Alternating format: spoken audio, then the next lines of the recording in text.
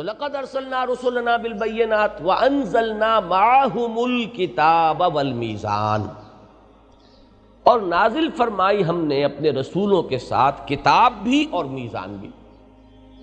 کتاب ہمیں معلوم ہے تورات کتاب ہے، انجیل کتاب ہے، زبور کتاب ہے، اور الکتاب مکمل کتاب، آخری کتاب وہ قرآن حکیم ہے۔ میزان اس کے علاوہ ایک شے ہے۔ میزان کسے کہتے ہیں؟ یہ ایک آلہ ہے جس سے آپ وزن کرتے ہیں، مفعال کے وزن پر وزن سے میزان بننا چاہیے، وہ واو بدل گیا یہ میں میزان۔ میزان آپ اردو میں بولتے ہیں، میزان عمل بھی ہوتی ہے، اور میزان یہ بھی ہے کہ جو جس کو دھرم کنڈا کہیں بولتے ہیں کہیں کچھ، یہ میزان ہے سب۔ میزان تولنے کا آلہ ہے، کسی شے کا تعین کرنا، اس کے وزن کو جاننا۔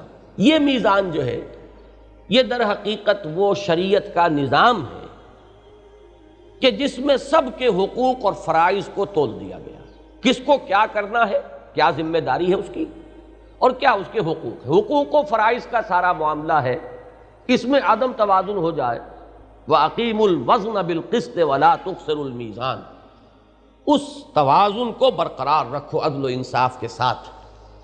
اگر اس میں ذرا ادھر ادھر ہو گیا، مزدور کو اس کا حق نہ ملا، اور سرمایہ دار جو ہے انتہائی سادگی سے کھا گیا مزدور مات، اگر یہ ہو گیا تو ایک وقت آئے گا کہ مزدور جو ہے تختہ الٹ دے گا، تصادم ہوگا، نتائج نکلیں گے۔ عورتوں کو اگر آپ نے ان کے وہ جائز حقوق بھی نہ دیے کہ جو شریعت دیتی ہے، تو وہی عورتیں پھر سینہ تان کر مقابلے میں آ کر کھڑی ہوں گی، اور جو حدود اور قیود شریعت کے ہیں ان سے تجاوز کر جائیں گے۔ تو وہ تو یہ ہے کہ ہر ظلم کا ایک رد عمل ہوتا ہے، اور ظلم کے رد عمل کے بارے میں ایک بات اور نوٹ کر لیجئے کہ قرآن مجید اس کے بارے میں بڑا نرم انداز اختیار کرتا ہے۔ لا يحب اللہ الجہر بالسوء الا من ظلم، اللہ تعالیٰ کو یہ بالکل پسند نہیں ہے کہ بری بات جو ہے بلند آوازی سے کہی جائے، لیکن یہ کہ جس پر ظلم کیا گیا ہو اس کے بارے میں اللہ تعالیٰ نرمی برتے گا۔ دکھی دل سے جو صدا نکلی ہو، اگر اس میں کوئی تلخی بھی ہو، اس میں اگر حدود اور قیود اور آداب کا پاس نہ رکھا جا سکے، تو اللہ تعالیٰ اس کے معاملے میں نرمی کرے گا، اس لیے کہ اس پر ظلم ہوا ہے۔ تو یہ آپ اس سے اندازہ کر لیجئے کہ مظلوم کا معاملہ جو ہے وہ مختلف ہے، اور ظلم جو ہے جہاں بھی ہوگا اس کا ایک رد عمل ہوگا۔ یہ دوسری بات ہے کہ ایک مرتبہ حضور صلی اللہ علیہ وسلم نے بڑی پیاری بات سمجھائی زمین پر نقشہ کھینچ کر۔ آپ نے ایک سیدھا خط کھینچا، پھر یہ کہ اس کو کاٹنے والے آڑھے ترچھے خطوط کھینچے، ایک دائیں سے آیا اور اس کو کاٹتا ہوا بائیں کو چلا گیا، ایک بائیں سے آیا کاٹتا ہوا دائیں کو چلا گیا۔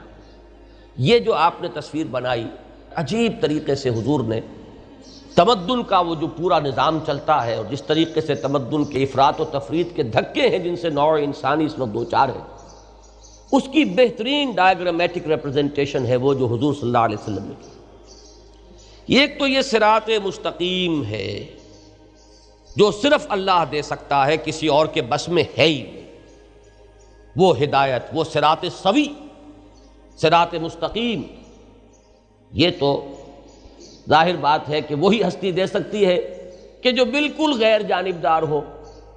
مزدور نظام بنائے گا، سرمایہ دار پر ظلم کرے گا، اپنے حقوق کا پاس رکھے گا۔ سرمایہ دار نظام بنائے گا، اپنے حقوق کا تحفظ کرے گا، مزدور کو پیسے گا۔ زمیندار بیٹھے ہوں گے آپ کی پارلیمنٹ میں جیسے کہ ہمیشہ ہوتے ہیں، وہ جو نظام بنائیں گے ظاہر بات ہے کہ وہ کسانوں کو تو حقوق نہیں دیں گے، آپ ان سے توقع نہ کیجیے، وہ تو اپنے حقوق کا تحفظ کریں گے۔ اور اگر کہیں کسان کھڑے ہو گئے ریوولٹ میں، تو پھر یہ کہ جو وہ کریں گے وہ دنیا میں اور دوسرے ممالک میں ہوا ہے۔ اگر عورتوں کے ہاتھ میں اختیار آ گیا تو وہ نظام بنائیں گے جو کلوپیٹرا نے بنایا تھا کسی زمانے میں۔ تو یہ سارا معاملہ جو ہے دنیا میں، یہ تو صرف وہ ہستی کی جو قطعاً غیر جانبدار، وہ کون ہو سکتی ہے؟ سوائے اللہ کی تو کوئی ہستی نہیں۔ لہذا صراط مستقیم دینے والا تو صرف ایک ہے، واللہ، اسی لیے ہم اسی سے تو مانگتے ہیں ہر نماز کی ہر رکعت میں، اہدنا الصراط المستقیم۔ اب اس صراط مستقیم کو یوں سمجھیے، اس دنیا میں تو وہ راہ ہدایت ہے، اس کے بعد چل کر میدان حشر میں وہی پل صراط ہو جائے گا، الصراط۔ پھر یہی ہے کہ جو جنت میں پہنچا دے گا۔ اور یہ بال سے باریک جو آپ کہتے ہیں اور تلوار کی دھار سے زیادہ تیز، حقیقت میں جیسے وہ پل صراط ہے ویسے ہی یہ صراط مستقیم اس دنیا میں بھی باریک ہے بہت، اس لیے کہ اس کے اندر متضاد تقاضوں کے مابین جب آپ توازن قائم کریں گے وہ توازن بہت باریک ہوگا۔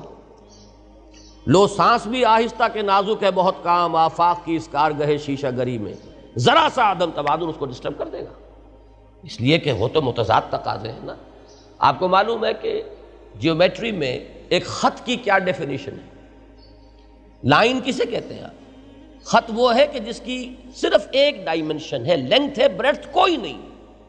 اگرچہ ممکن نہیں آپ پینسل باریک ترین پینسل سے بھی خط کھینچیں گے تو آخر کچھ نہ کچھ تو اس کی بریڈتھ ہے نا، لیکن نظری طور پر جب آپ ڈیفائن کرتے ہیں کہ خط کسے کہتے ہیں، نقطہ تو وہ ہے جس کی کوئی ڈائمنشن ہے ہی نہیں سرے سے، وہ تو خالص نظری شے ہے۔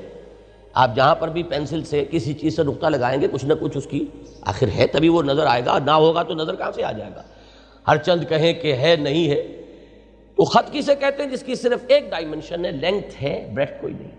بعین ہی یہ معاملہ صراط مستقیم کا کہ یہ اتنا باریک ہے، اسی لیے وہ کہتے ہیں ہماری عام جو زبان ہے، جو ہمارے واعظین جس طریقے سے ان باتوں کو سمجھاتے تھے کہ یہ تلوار کی دھار سے زیادہ تیز اور بال سے زیادہ باریک راستہ ہے، یہ الصراط جو بنے گا وہاں وہی صراط مستقیم یہاں۔